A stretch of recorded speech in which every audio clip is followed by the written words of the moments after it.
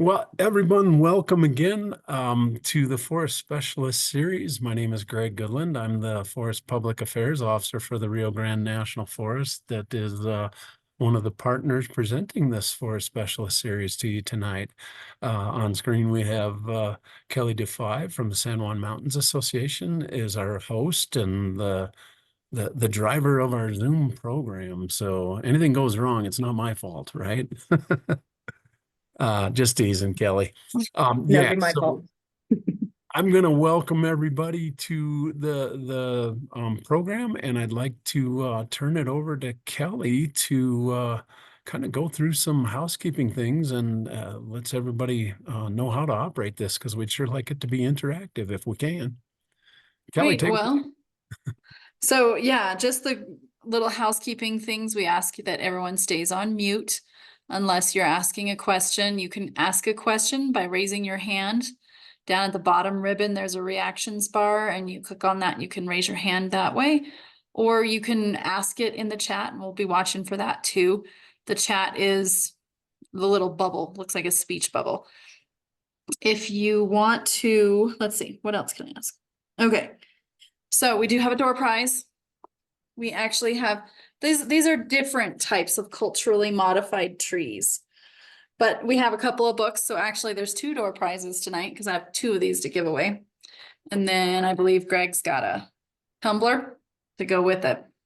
So if you would like to be entered into the drawing for the door prize, you need to put your name in the chat and I'll mark you down as entered into the door prize drawing. If you would like to, if you're not already signed up and you'd like to be signed up, included in our email list for alerts for these events, you can give that to me in just a chat to me by clicking the drop down next to everyone in the chat bar, and then you can just pick me. I'm the San Juan Mountains Association person. So, and then you can just give me your email address personally, and we'll get you on an email for upcoming events. I believe that's all of the housekeeping that I had for everyone. So turn it over to Marcy. Okay. Yeah, So I'm Marcy Reiser, the archaeologist on the Rio Grande. I've been on this forest since 2014, and before that I was on the Arapahoe Roosevelt. Kind of switched things up with this presentation today, so I don't know how it's going to go. Bear with me. I tried to combine 2. I wanted to do something a little different than I did last time, providing some different information, and then just don't know. I got the slides together in time, so we shall see. Do feel free to ask any questions along the way. And hopefully I've got 3 different segments of this presentation that are a little bit different. And so it's organized a little bit sporadically, but we'll just go forward. So I'm going to share. And I'm technologically so backwards that this is always a struggle for me a little bit. So, okay, share screen. Okay, no, we got it. All right. Think. Share. All right. Let's see, come on. There we go. So, is everybody able to see the whole screen without any trouble? Marcy, Okay. I'm seeing the whole presentation. Okay. It looks So good. I wanted to start with acknowledgements, which I realize is not common, but there are so many people that have scientists and colleagues and others who have conducted this research on culturally modified trees in not just San Luis Valley, but also Colorado more broadly. And so I just wanted to acknowledge everybody to begin with for this presentation.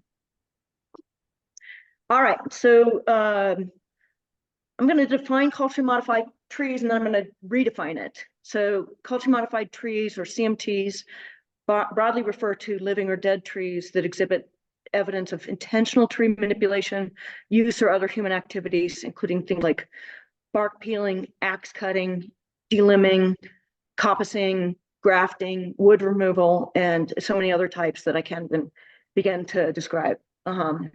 So that is broadly a definition of culturally modified trees. Examples of historic culturally modified trees are here. I actually can't see my entire screen, but that's okay. So here we have on the left a really wonderfully extracted wood from a juniper in the Wild Cherry Creek area, Saguache County, Sangre de Cristos. And that tree is old enough and solid enough that we haven't even tried to conduct any dendrochronology on it, but it is absolutely an interesting historic modified tree. Next, we have a trailblaze, or possibly it was a marker for a spring which is nearby. And this was while I was on we dated this tree while I was on the Arapahoe Roosevelt in northern Colorado, and it dates to 1874. And I could have sworn there's another photo, but I can't see it. So we'll just move on. Okay, so I don't know how to get rid of myself. Don't really want to see me. All right, so so now I'm going to broaden the idea of, let's see. So culturally modified trees is a term that tends to refer to trees in the archaeological world that have been altered by, I can't see my whole screen. Is there some way to get me? Oh, I know, I got it. Okay. Tend to, hang on. Okay. Tends to refer to trees in the archaeological world as those that were altered by ancient people in the course of traditional tree utilization. So it is a broad concept, but it also tends to be synonymous with what are called culturally peeled trees, which was something that was done throughout the West and in many other cultures by indigenous people. So when I say CMTs, I'm really actually going to talk about culturally peeled trees today.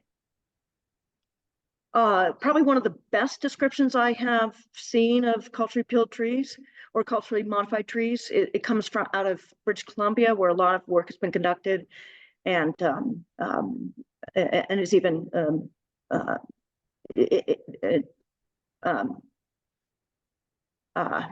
it's part of their I'm not speaking well. It's part of their national endeavors. So culturally modified tree is a tree that it has been altered by Aboriginal people as part of their traditional use of the forest. However, non-Aboriginal Aboriginal people have also altered trees, and it is sometimes difficult to determine if an alteration modification is of Aboriginal or non-Aboriginal origins. And the photo on the right is an example of that. So this was a tree that I studied and I dated, cross-dated using dendrochronology for my master's thesis about a decade ago. And what you can't see in the photo is that it was a peel, and there are cut marks indicating that it was initially, the bark was peeled off of it, probably in the 1860s. And then later, the surface, the scar face, because it's hardened, it's exposed to the elements, resin likely as the wound healed came to the surface, it provides a really good place for Euro-Americans to then come in, or others come in and chop up the tree to get things like kindling or fire starter. And so you do see this. We have examples there in the San Luis Valley, but this just happens to be from Wyoming. So, you know, again, culturally modified trees is a broad term, but I specifically deal with culturally peeled trees. So culturally peeled trees. Generally, culturally peeled trees were peeled for a variety of reasons, like basket making. So in other words, taking off the bark for basket making, extracting substances such as resin or pitch underneath, for the mastic that might be available, again, from pitch, for wood procurement from the internal structure of the tree. I'll talk a little bit about signposts in a second. It was also, trees were peeled, and I'm talking indigenous, for medicine and ceremony. But most commonly, it's understood that trees were peeled in this manner in the West for procuring the underlying cambium as a food source, or for medicine, or again for ceremony. So talking about some early explorer accounts, so it's kind of ubiquitous across the West and into regions, more boreal regions. So there are accounts by a minister who was traveling through the East Coast in the 1700s of signposts where the bark had been peeled off the trees, and literally signs had been put on these trees that indicated who the chief was, maybe a coup count, different information that you might want to see. A signpost.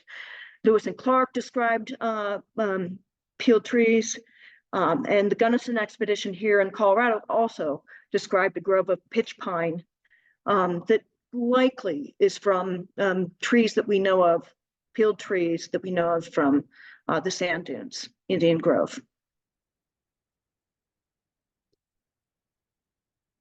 So one thing about peeled trees is that the scars are distinguishable from other types of scars that are caused, and it's quite distinctive. So I'm just going to show you a few images of what makes them distinctive. So on the left here is an example of a peeled tree. And what's notable about it is the scar itself is above the ground surface, often by about 40 centimeters or so. And the reason being is that if someone is procuring the cambium or procuring the bark, anytime you're doing any activity, human is doing any activity, you want to, you want ease of comfort. And so in this situation, people are cutting at a level that is comfortable, and then using a peel stick to get underneath the bark and peel upwards. And so, and then cutting it off at the top about the height of the person that's peeling it. Although there's also anecdotal evidence that descriptions of the Ute peeling, just peeling the bark all the way up until it comes off of the tree. So the peels differ in that they tend to be symmetrical, they're above ground, and they don't look like other scars. So on the right, you have here fire scars, and you have other scarring that are natural. And the difference being primarily fire scars start at the base of a tree. They tend to be upslope where the litter or fuels have accumulated, and they form kind of a triangular fire pattern, scar pattern up the tree as the fire dissipates. Similarly, you get felling scars that in no means have a symmetrical morphology. And the other common natural scar are just from animals such as porcupine, and they'll sit on a branch and chew away, but it won't be symmetrical like you find with peeled scars. So when you see a peeled scar here in the Salmons Valley or in the West, it's pretty distinctive. And of course, lightning tends to, kind of travel in a circular motion, twisted motion up to the tree, and sometimes the tree is lopped off at the top from the fire or from the lightning. So characteristics of culturally peeled trees. So as I said, this is an indigenous practice, and so you're mostly dealing with pre-reservation. So trees now are at least 200 years old generally. Scar is on the mid trunk, and they don't reach ground level. They tend to be pretty symmetrical, ovate, or square-shaped. If you're lucky, you can see hatchet or axe marks, which confirms that it was a peel as opposed to some other event. And sometimes you'll get older peeled trees where they're mostly healed over. So you don't have the benefit of seeing the cut marks to definitively say that it's a culturally modified tree. But the example here on the right bottom of the slide is among several other peeled trees. So it's likely this was a peeled tree, and it is the earliest peeled tree that I know of, a peel date of 1635 in Colorado. I have a much earlier one that I think is a peeled tree from Wyoming, but there's just no way to prove that. At least in this situation, there were a cluster of other CMTs that suggested that this is likely a peeled tree. Oh, and I should say on the left, bottom left, you can see a tree that either perished as a result of the peel or shortly thereafter, but you can see cut marks at the base there, again indicating that it's culturally modified. Okay, so my slides I think are a little bit out of order, but so this is a map that I created a number of years ago, and I'm working on creating a newer one that has more CMTs. But this indicates where in Colorado we have documented culturally peeled trees. And just to note, the green at the bottom is the Rio Grande National Forest where I work. And it really doesn't reflect all the peels that we have found. Okay, this is where I'm making one of the shifts in my presentation. I wanted to kind of give some background on what my research is and how dendrochronology works. Forgive me if you all know this, but dendrochronology is based on this idea that you can find patterns in wood that are generally related to annual ring growth of a tree. So conifers for specifically have a growing season followed by a dormant season. And as this image reflects, so going from left to right, you've got the growing season. These are cells. It's called early wood. And as we get towards fall or winter, the tree is bulking up. It is sending different extracts and things into those cells to prevent them from hard freeze. So there is a shutdown dormancy that occurs at the end of the growing season, and that constitutes an annual ring. And based on, and let's go to the next one. Well, I'm going to go actually, nope. So essentially, I'll go back to this one. Based on patterns such as climate, drought, a rainy season, you might have a much larger ring or a much tinier ring, depending on what that tree is experiencing. And so the principle of tree ring analysis is that in general, dendrochronology is based on the principle that while trees may differ individually, patterns across a stand of trees reflect broader responses to the environment, an event, or the climate. And so dendrochronologists look for what would be these broader patterns. And also a bunch of statistical analysis is done to remove other extraneous signatures that may not be representative of that broader climate response. For example, a tree might be, you might have a forest, you might be on the forest edge, or you might have a tree right on the forest edge that is affected by wind more than any of the other trees. And so it's working hard to, stay upright. And therefore, the rings themselves are reacting to that wind, the challenges of the wind, or there's a variety of other things. Age-related response is another one that is, we always do statistical analysis to remove what's called the noise that doesn't reflect climate pattern. So the big deal with dendroarchaeology is creating cross-dating archaeological artifacts of unknown timeframe. And so this is an example this is actually from my master's thesis. You work back in time, you start with living trees, you gather information on the patterns that you're seeing, you move back in time to, a dead tree, and then you move back further. And so, since the 1920s, this is it for how you go back in time to date wood, archaeological wood.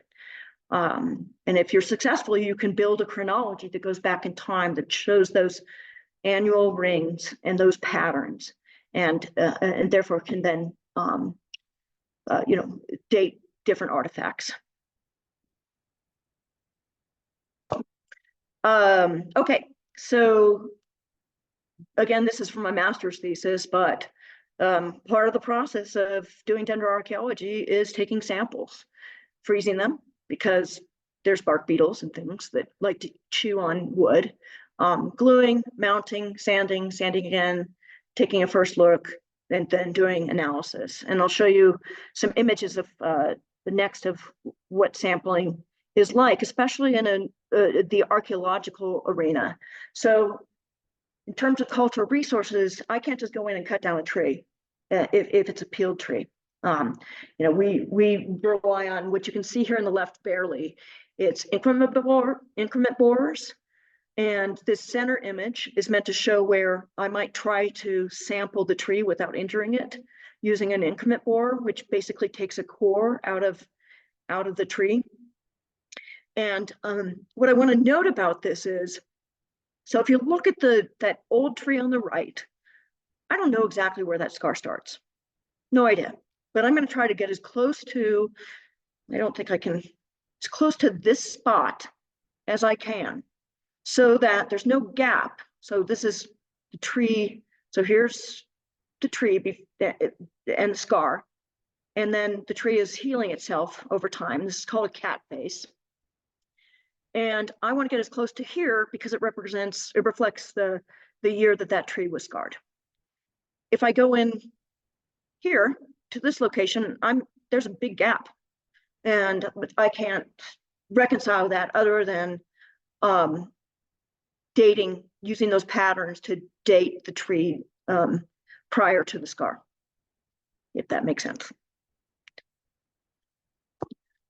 Just another example of this, there are rare opportunities to get a cross section as opposed to just going in with an increment borer. Here's the core that comes out of the tree. You can see all the annual rings here. But cross section is ideal because you can go right to the edge and figure out, you can use the patterns that are in here and try to come up with an accurate date. And I should mention that tree ring science is pretty much the most precise dating method that's available for archaeology. Okay, so I was wondering how I'm doing on time. There's going to be some extra time, but I'm going to talk briefly about 4 different sites, and I did have to throw this together pretty quickly today, so I'll do my best. But all of them are on the Rio Grande National Forest, and we'll just start with the first one. Benny Creek is a site with, I can't remember exactly how many peeled trees, but as you can see, we were working with Colorado College and students there, and Patrick Kerwin did his capstone undergraduate thesis on dating trees from this area right near Benny Creek in Saguache County. And his analysis showed that 9 trees were peeled during the period of 1843 through 1868, with a tight temporal cluster of 7 trees around 1853. Fun stuff, honestly. So he did an immense amount of analysis using some different procedures that we have to confirm those dates and come up with strong correlations for the dates these trees were peeled. Secondly, second place is Upper Crossing, which is at the confluence of Saguache Creek and Sheep Creek in Saguache County again. And I honestly don't know how many CMTs have been peeled, trees have been found there. It preceded my time here on the forest. And the dates I'm going to show you are, I'm the beneficiary of from Mark Mitchell, who's an archaeologist that runs a paleocultural research group, and also a really wonderful dendrochronologist, Peter Brown, who, if he's not retired, it's getting close, but he's one of the best dendroarchaeologists and chronologists in the state of Colorado. So here is an example of a tree that is from Upper Crossing, that site. And it's hard to tell from this slide, but there's bark removed from this tree. So it was peeled and bark was removed, and it looks an awful lot like possibly a pack saddle, wood used for a pack saddle, or even a cradle board. And I don't think I included a photo of the cradle board that would match the bark removal, but you can see the kind of the bottom of the removal right there. And it's not known whether this first date, so these are scars.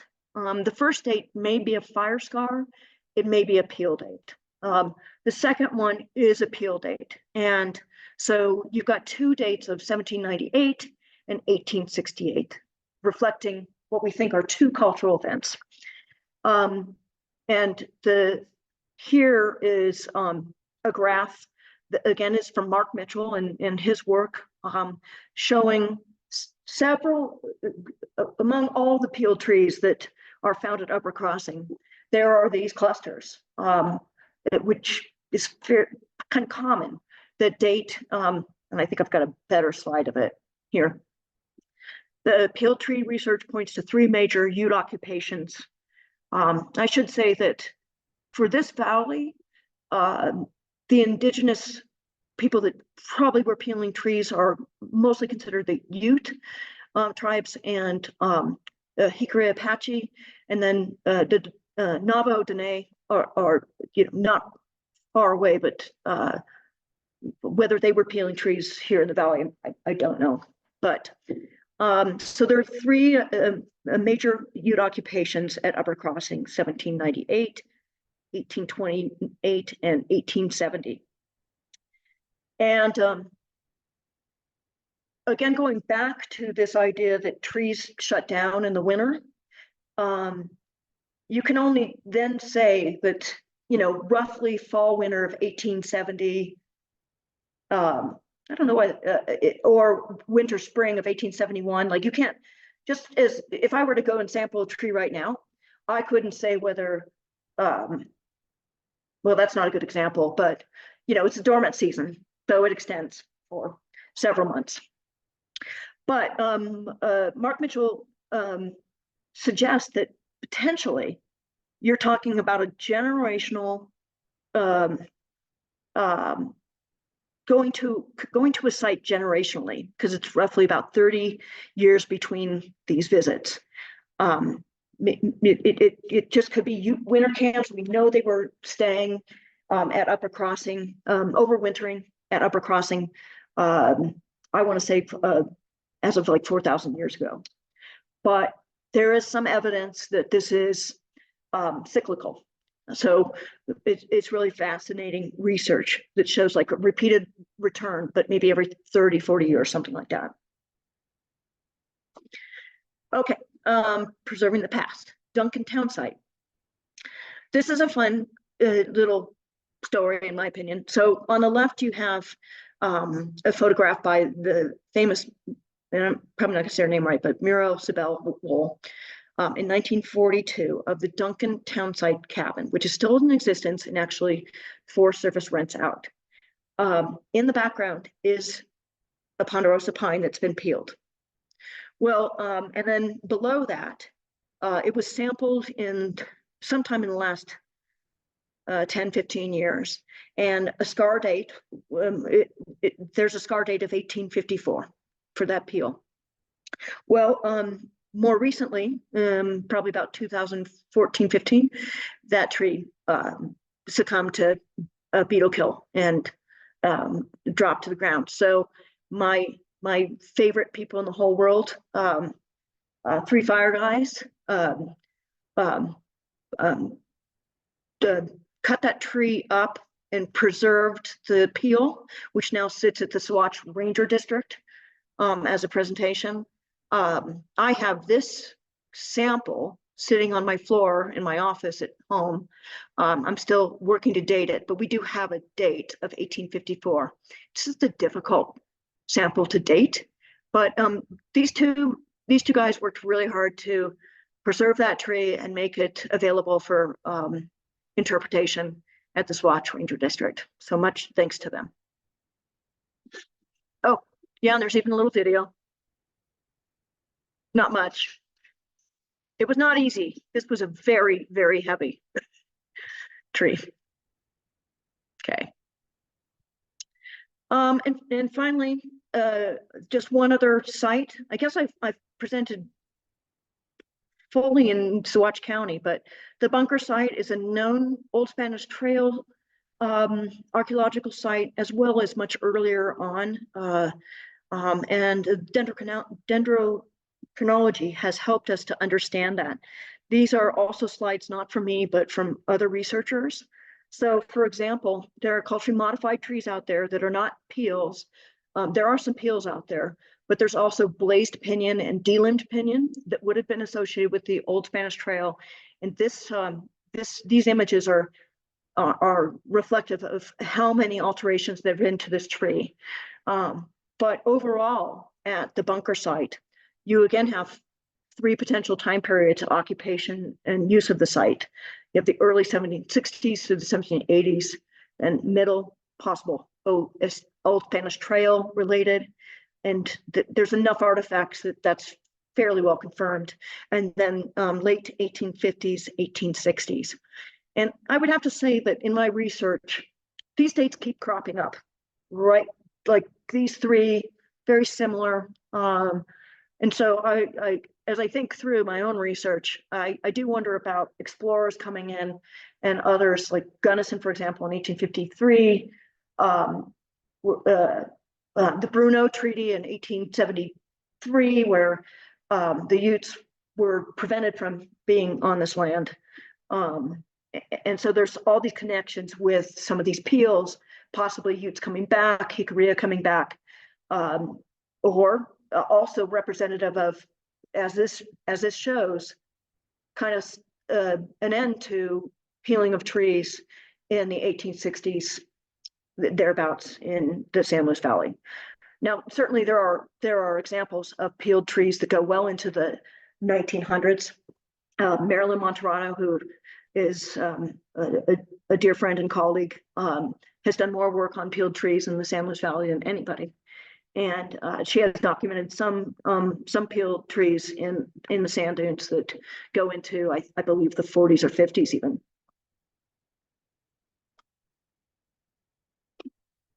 No. Okay.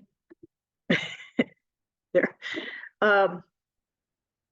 Again, I showed this previously. This is not up to date. I'm still working on that. But the reason why I bring this up, so here's, this was probably a map I made a decade ago, and I've been updating it. But so the next maps I'm going to show you are a little bit newer. Zooming in on the San Luis Valley and the Rio Grande National Forest, here in purple are the Old Spanish Trail routes. One is legislatively recognized and the other is under consideration. And I'm just showing you, so we're starting with the Old Spanish Trail, just to get an overview. Like Old Spanish Trail circumvented, people stayed away from the valley because it was marshland at the time. So they were skirting along the toe slopes of the Sangres and even into the San Juans on the left. and I just wanted to mark this. So the orange is there is the sand dunes. And I'm highlighting what I think reflect probably travel corridors that I believe, and I just, with more research, I think it'll just be more clear that there are certain travel corridors that have been used for millennia, and the culturally modified trees, the peels, are exemplary of that. Okay, finally, preserving the past. We have a robust set of what's the word I'm looking for? Objectives for protecting these trees. And we have shared our list of ways to protect peeled trees nationally. So when we do a prescribed burn, there is effort taken to ensure that the fuels around these trees is dealt with, and that these trees don't burn up. So we do protect them, and it's been very successful. Oh, and I believe that is the end of my presentation. So I'm happy to take any questions.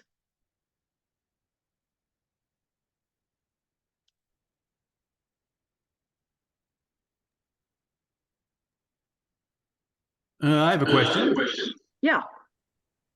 Are there any evidence of these culturally modified trees, like more up like the Rio Grande, towards the source, the Rio Grande Reservoir in that area, and some of those passes over there, like they go over, the Stony Pass, or even the ones over to Lake City, in those areas that might have been probably were travel routes for the Utes at some points?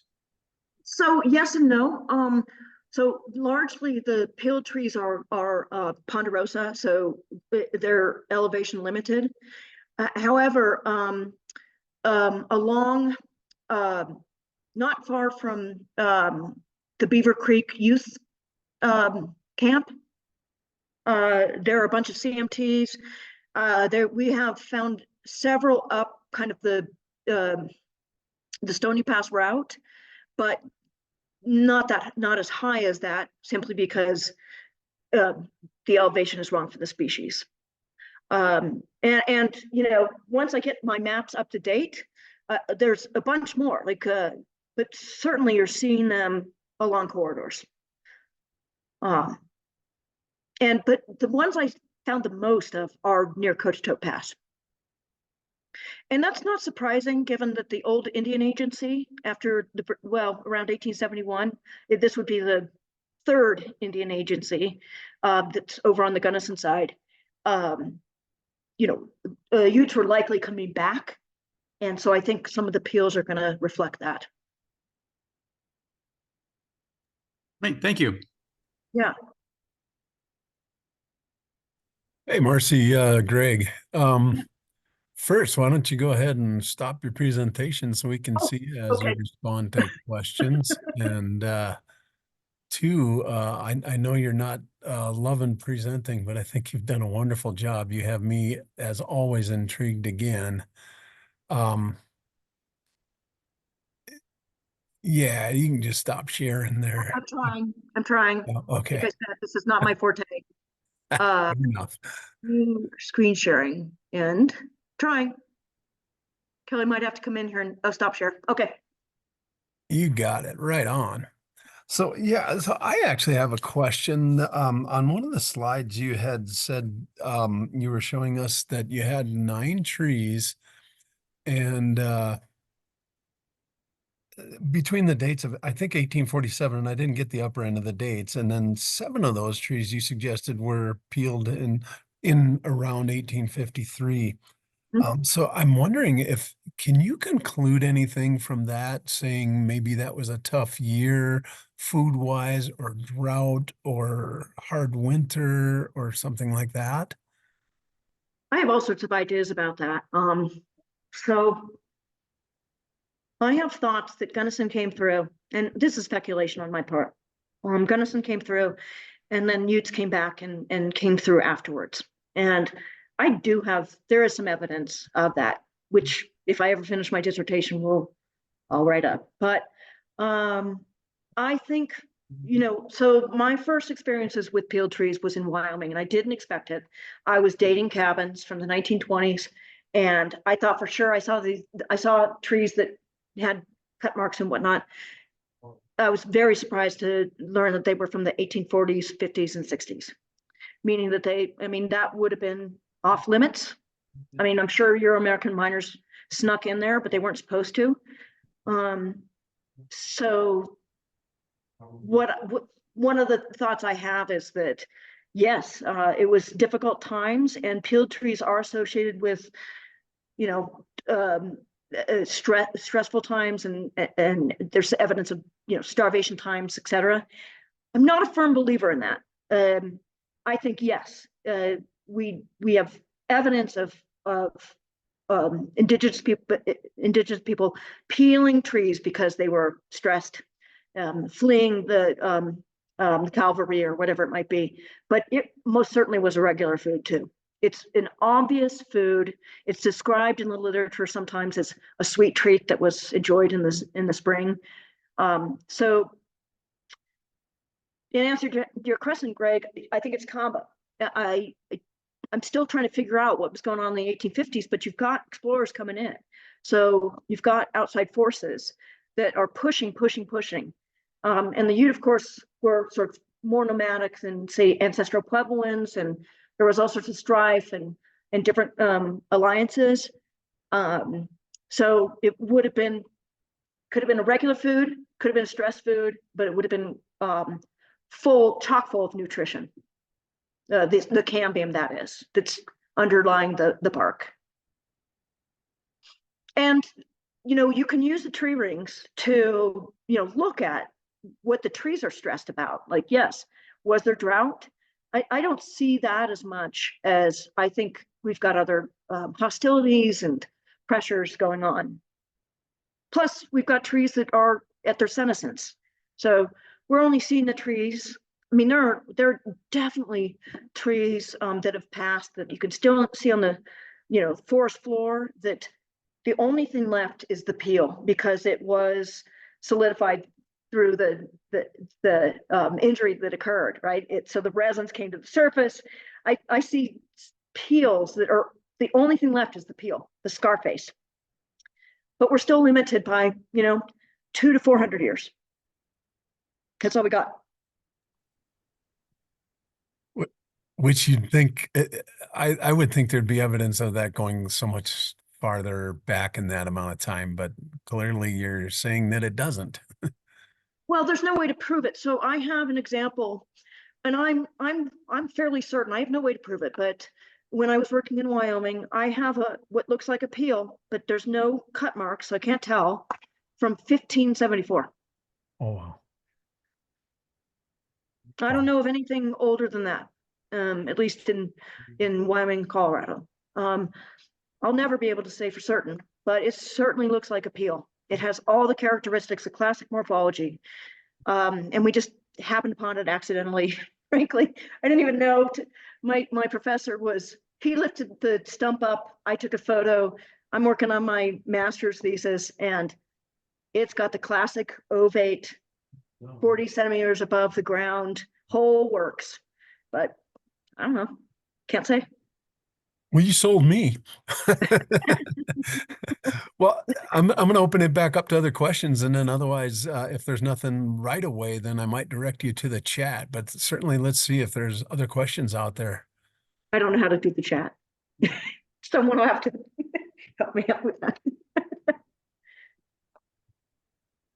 So yeah, no questions that I'm seeing. So Marcy, take your cursor and hover it over near the bottom of Okay, I am. And Kelly's come in to help me too.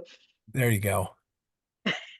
So, the Bowers have put a couple of photos in there, and I think that's certainly compelling a little bit of a discussion here. Oh, I'm seeing people I know. How lovely.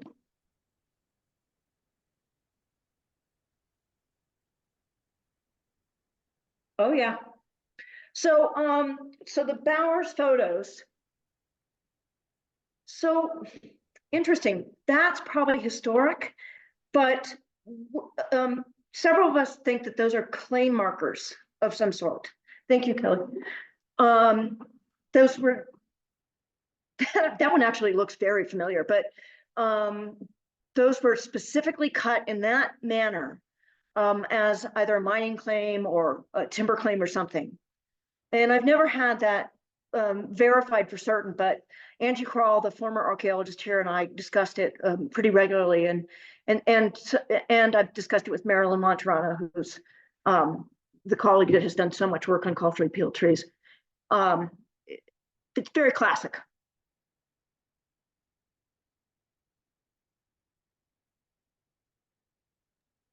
It's cool. Bowers, you guys want to respond to that?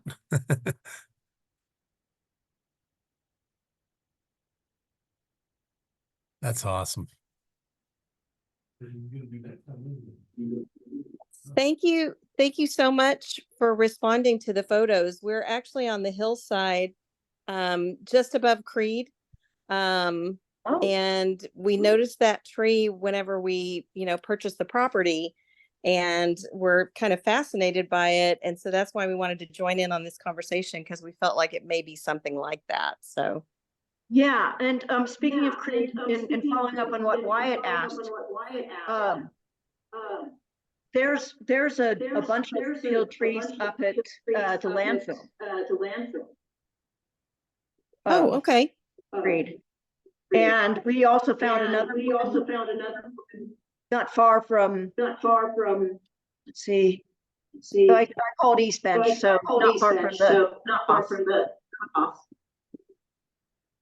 Well, when you said a mining claim, I was like, oh, that totally makes sense. So, yeah. Yeah, but it's still that's a lot of effort to put into staking claim. So I've always been kind of intrigued, but that's my understanding is what those probably are.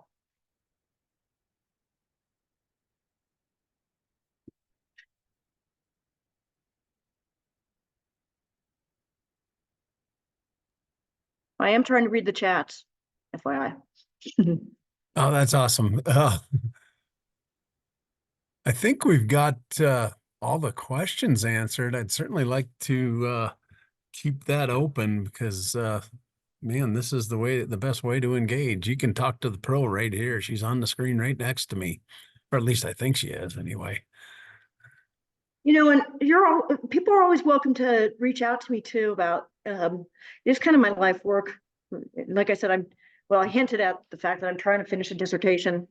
It has languished, but this is what I am interested in, and I find it just amazing to be able to place people on the landscape and be able to even get down to seasonality, but certainly see the presence of Native Americans on this landscape.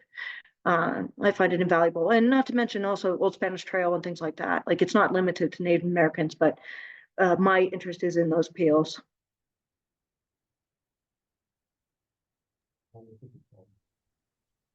Well, talking to you over the years, Marcy, it's clear that you're all in on the peels. So it's cool. Except for someone should write my dissertation. That would help me. Right. How about addressing Caitlin's couple of messages there in the chat about the Old Spanish Trail? Based on historical council maps.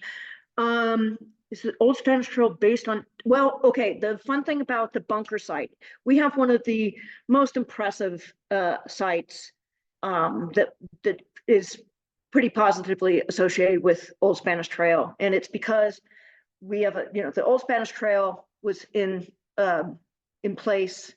This is the North Branch, 1829 through 1848 with the Treaty of Guadalupe Hidalgo that ended in the Mexican War. And there are artifacts that are just very specifically Spanish and associated to that time frame. So yes, there are historical accounts, certainly. There are maps, but this particular site, and it's named after Bob and Judy Bunker because they showed it to the Forest Service, and we've been, researching it for years. I forget my point, but it just, there's really no question. In terms of, so first of all, it's different from other places. So it's right at the edge of the Sangre de Cristos, and it's open. So the trees are kind of cleared. A lot of trees have been delimbed. Probably, camping and what's the word when you hobbling animals and whatnot. It's just distinctly different, and it's not overt. A lot of it's buried, so the artifacts are buried. We use metal detecting to find like different Spanish artifacts, but it certainly also is older than that, based on other artifacts that we found there. I don't know if that answers your question, Caitlin. Yes, thank you, Marcy. Yeah, we're lucky. And like I said, some of the artifacts are displayed we have an exhibit that we have on long-term loan to the Rio Grande County Museum. So you can see some of the artifacts that came from the bunker site. Yeah, and we've got a presentation on the bunker site that Forest Archaeologist or Heritage Program Manager Price Heiner did last year. So if you're wanting to go review that online, you can find those on the Rio Grande National Forest website on that home page at the bottom under the Forest Specialist series. And then there's the list of recorded sessions that we've had on there.